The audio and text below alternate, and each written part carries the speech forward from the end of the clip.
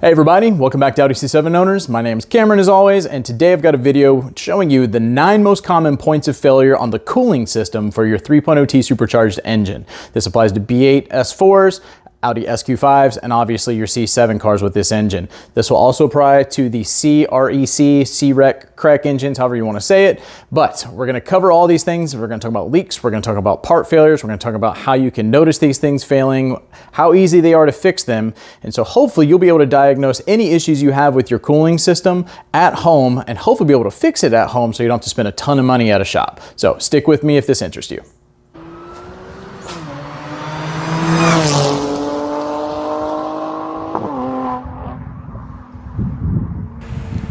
Do you guys like this sweet C7 t-shirt? Our friends over at the C7 Instagram page, which is letter C, number 7, V-E-N, sent this to us. Love those guys. They're always sharing great C7 content. They're gonna be our sponsors for this video this evening, and we're gonna be giving away one of these t-shirts this coming Friday. All you have to do to win is comment on this video. At the end of the week, I'm gonna choose a winner, and they're gonna send one of these t-shirts out to them. So go check them out, give them a follow, like and subscribe to our channel. We'll get into this video now.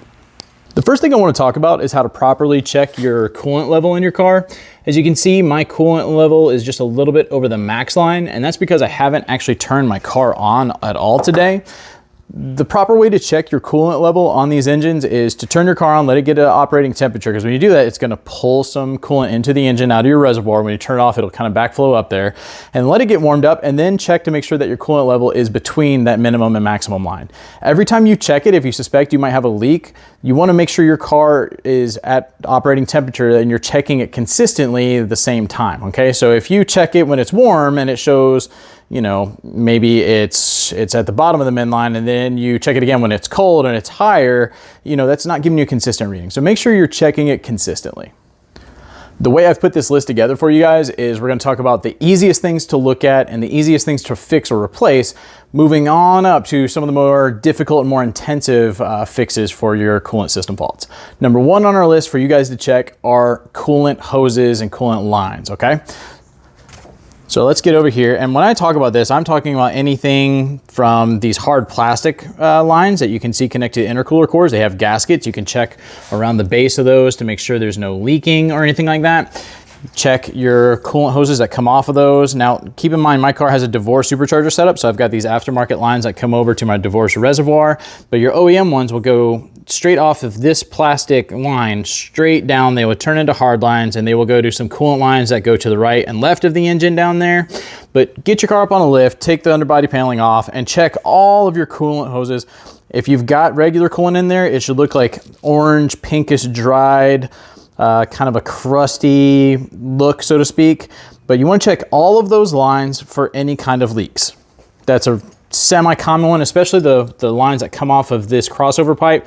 Those from being pulled off and on, you know, working on the engine, can be a common point of a leak. Number 2 on our list is your coolant reservoir. On the bottom of it, here in the back, and I will zoom in so you can see it, you can see where it connects to a hose, and there's a little metal retaining clip that connects on there. These can get worn out over time, and it can slowly leak coolant out of the bottom of your coolant reservoir. Sometimes it's a deformation of the actual coolant reservoir itself. Sometimes maybe that clip isn't just all the way on, but most of the time replacing the coolant reservoir fixes that problem. Number 3 on the list is your engine coolant temperature sensor. And if you don't know where that is, I will show you. So we're looking at these crossover pipes once again. If we go underneath, and you can see that electrical sensor connected there, that right there is your engine coolant sensor. You just pop that retaining clip out, and then you remove the sensor, replace it, put it back in. I think it would take you maybe a total of 5 minutes to do that, and they're not very expensive. And if you're in high miles, it might be a good idea to just go ahead and replace it. Number 4 on our list is your transcooler valve. We actually have a video showing how to replace this. If you don't know what it is, it's a valve that controls fluid going in and cooling your transmission. If you don't know where it's located, I'm not going to put my car up on a jack stand and show you, but I can show you from the outside. It's on your driver's side of the vehicle, and it's located just inside your test pipe or your downpipe, your catalytic converter, what do you want to call that. It's just inside of that. If we look on the outside of the car, it would be located roughly right about here. And hopefully there's a little card at the top of this video that will give you a link to that video if you're curious about it. The good thing about this one is when it fails, it typically triggers a code P2753 that you can scan with OBD11 or VCDS. That'll let you know it's faulty.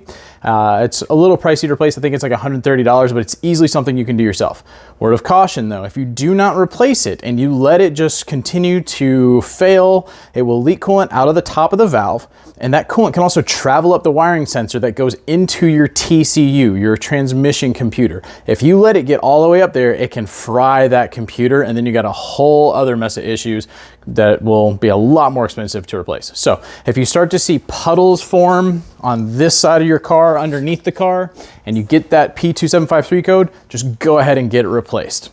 Number 5 on our list is one of the most common points of failure for the cooling system, resulting in the potential for this engine to overheat. Everything else so far isn't really a catastrophic failure other than potentially hurting your transmission with the transcooler valve. But number 5 on our list is your water pump. If you don't know what that is, that big silver pulley right there is your water pump pulley, and then the metal behind it, that's your water pump. And that is what pushes engine coolant through the engine. Now, with this, a lot of people think you have to take the supercharger off to replace this, and you don't. You can actually replace the water pump without having to pull your supercharger off. And it's not terribly difficult at all. If you have a basic working knowledge of this engine, like if you can pull your supercharger off, you can replace your water pump. So the way it fails and the way you know it's gonna fail is that when it fails, it's designed to leak fluid out of the front of the engine, okay? So when it fails, coolant is going to go down into the engine. Let me get my flashlight again. It's going to fall down onto your belts, which be careful. If you let coolant sit on your belts, it can deteriorate them. But the coolant's going to leak out on the front. You'll probably see some coolant on the ground after it gets past your engine covers on the bottom or your skid plates. The other telltale sign, if when it starts to leak, as the coolant drops onto the belt and the belt's moving, it will fling coolant up, and you'll start to see coolant on the inside of your front engine cover because it gets caught right in there.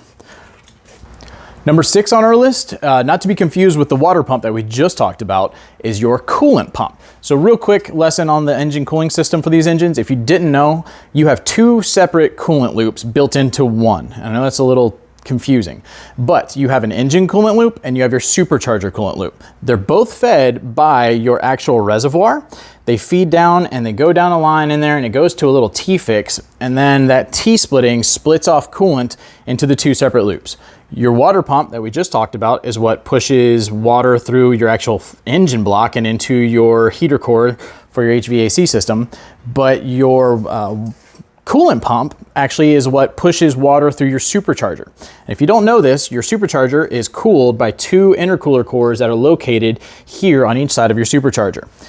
If you don't know where it is, your coolant pump is located down there on the bottom on your driver's side. Get the flashlight on it and I'll zoom in for you. I need a third hand. All right, so that is your coolant pump. There's honestly not an easy way to diagnose this failing other than the only thing, and I had one fail on me, the only thing that happened, and I didn't know it was my coolant pump at the time. I thought it had like an exhaust rattle, but I was hearing this metal sound.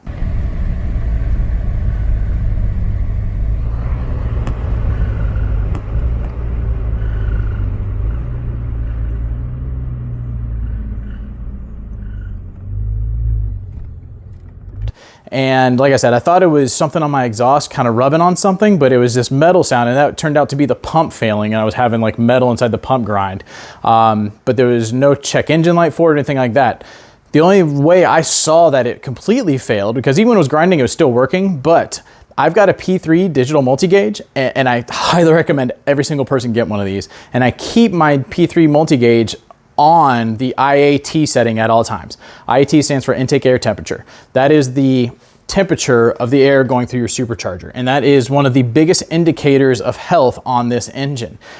You definitely need to find some way to monitor those. It's extremely beneficial when driving these cars. But I saw my IAT start to rise above normal operating temperatures on the interstate, and then they shot up like crazy.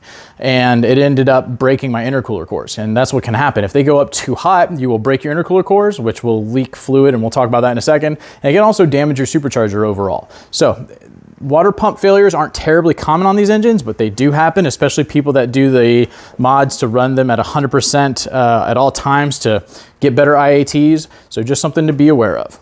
Number 7, and this is another common failure on the coolant system on these engines, and it is a significant one because it can dramatically spike your engine temperature if it fails in the right way. That is your thermostat. If you don't know where your thermostat is, you cannot see it from the outside of the engine. It is located directly underneath the supercharger right about here. And unfortunately, when that fails, one of two things are going to happen. It either fails closed or it fails open.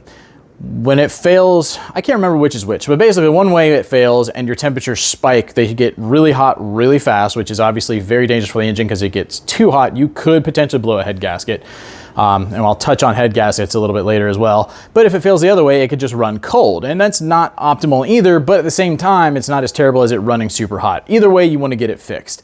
If you ever have to pull your supercharger off for anything and like replace your PCV and you haven't replaced your thermostat yet, but you're over 60,000 miles, I would say just go ahead and do it, because to get to your PCV, there's a coolant line that runs from the front of the engine here, from actually your thermostat all the way to the back, and that connects to, you can kind of see that line there, that connects to your heater core in the back that feeds your HVAC system. You have to remove that to get your PCV out anyways, and once you have that removed, you only have to remove this other coolant pipe that's down here. Let me get a light on that one for you. There's another crossover pipe underneath there, and that one you got to be really tricky with. You don't want to break that one because it's expensive to fix. There's a bunch of little bolts and everything there, but you got to remove that pipe. If you haven't replaced the thermostat, go ahead and do it, because it's not a contention of if it will fail, it's when it will fail. And if you're over 70,000 miles, you're in the territory for it to fail. Mine actually failed at about 60,000 miles on my engine. Haven't had any issues with it since, luckily, but I always pay attention to my temperatures. So make sure you're paying attention to that and watching your engine temperatures, getting in the habit of like scanning that while you're driving so that you don't get caught with your pants down. One thing though, if it does get stuck to the point where the engine is overheating, you can turn off your engine, turn off your air conditioning, put the heat on full blast in your car. That will help dissipate engine heat through the car, and then let it cool down, and you can drive a little bit at a time to get your car where you need to go if you're near a shop. You can kind of limp it home. Just don't let it get well above your normal operating engine temperatures, nowhere near the red. So that's your thermostat. Number 8 on the list, and this is definitely more popular with engines that are modified versus stock engines, but we already kind of touched on them. We're going to talk about the intercooler cores that are located on the left and right side of your supercharger. You can actually see them here. That's the front of the intercooler cores here. They kind of butt out. There's a gasket there that seals in the front, and then in the back where you bleed your supercharger, those bleed screws are actually located in the intercooler cores. So these things fail, and there's no exact reason, but the biggest guess and the most popular theory is that over time, due to constant fluctuations going from extreme temperatures of heat back down to being cold, that will wear out the intercooler cores over time. And that's why we talk about heat being the biggest killer of these engines overall. The more you can do to modify this engine to get your IATs at a lower temperature and keep them more constrained, so to speak, in that lower temperature and controlled temperature, the longer these things are going to last, and it's just a much, much healthier engine overall. So once again, get a P3 digital multi-gauge to monitor your IATs on the fly. There's a couple other companies that sell things like that, but I love my P3 gauge. Mine is set on the IAT temperature setting, and it's one of those things I just constantly am checking at all times. For those of you that don't know the normal operating range for doing pulls and things like that, anytime you're doing pulls or you're at a drag strip or you're just driving around, or even hot weather and you're playing around, you do not want to let your IATs go over 175 degrees Fahrenheit, or I think it's 80 degrees Celsius.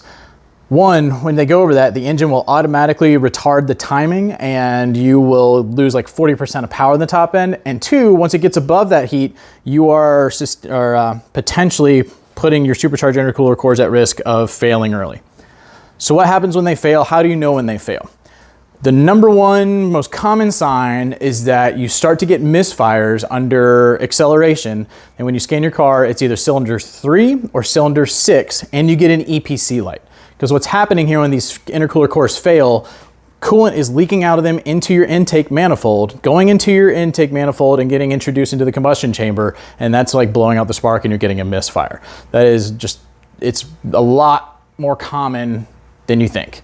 If you're a part of any of the Facebook forums, you probably see posts on this all the time. Cylinders 3, cylinder 6, it can be other cylinders, but those are your two main ones. Intercooler cores failing, causing EPC light misfires in those two cylinders. And unfortunately, the only way to fix it is to take your supercharger off, and replace those. And I got a video showing how to do that. Right now it's kind of hard to find the cheaper intercooler cores, but if you got to do it, you got to do it. Okay guys, number 9 on the list, and the last one on our list for common failures of your coolant system is your PCV. PCV just on this system is horrible. It's got so many issues. On a good day when it fails, you just burn more oil. And you'll see that if you don't have catalytic converters.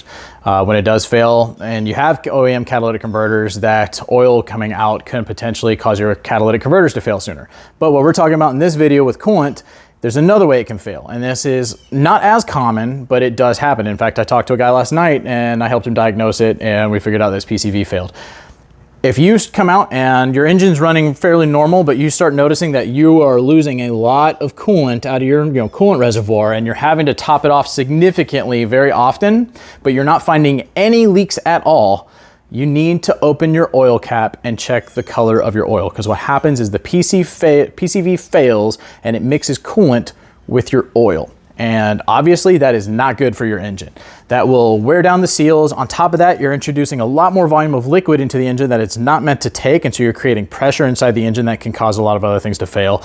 But what you do is you pop off this cap and you want to look at the engine oil, and it's going to look like chocolate milk. It's going to look like thick chocolate milk.